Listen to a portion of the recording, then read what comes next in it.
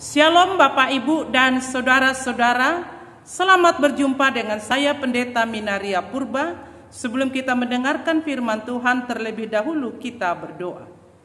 Damai sejahtera Allah yang melampaui akal dan pemikiran manusia, itulah kiranya memelihara hati dan pemikiran kamu dalam Kristus Yesus. Amin.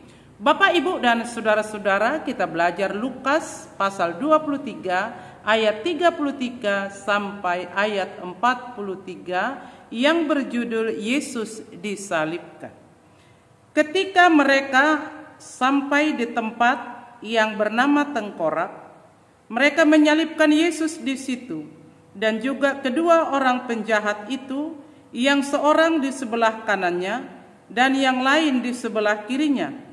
Yesus berkata, "Iya Bapa, ampunilah mereka, sebab mereka tidak tahu apa yang mereka perbuat." Dan mereka membuang undi untuk membagi pakaiannya.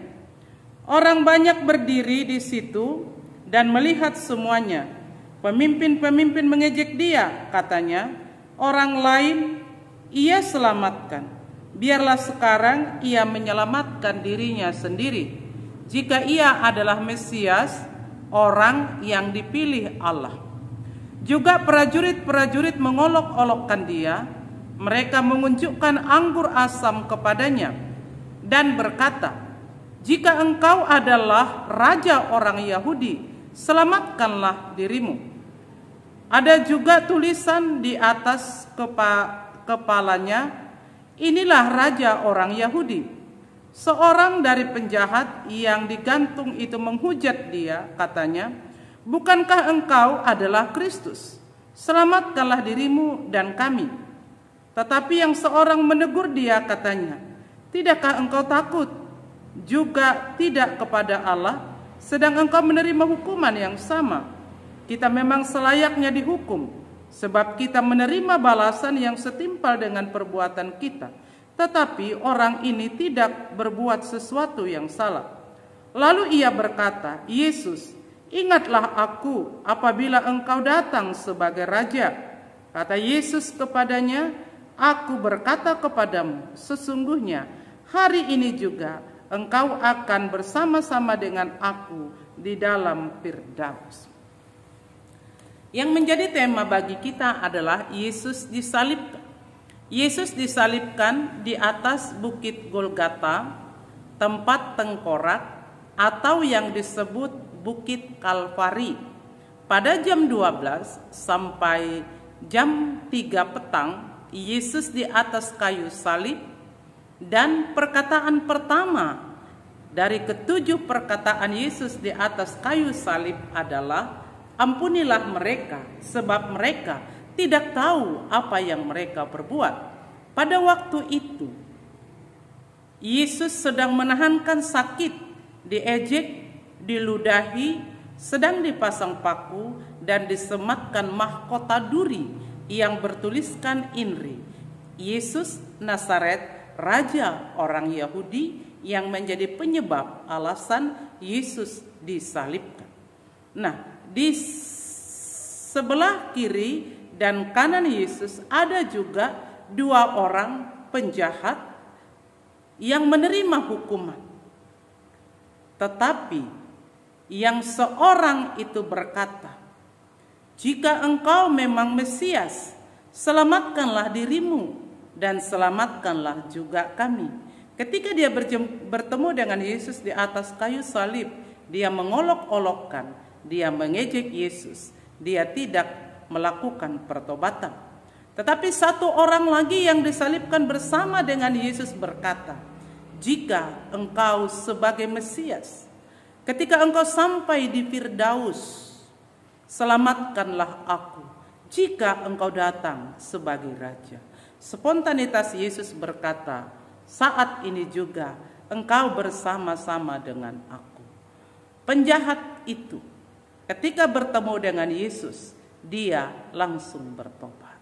Bapak, Ibu, dan saudara-saudara, apa klimaks berkat yang bisa kita ambil dari Firman Tuhan Lukas 23 ayat 33 sampai ayat 43. Biasanya ketika manusia mengalami kesakitan dari temannya, dia marah dan dia mengucapkan kutuk dan berdoa untuk terjadi sesuatu yang tidak baik terhadap lawannya sebagai upah dari kejahatannya.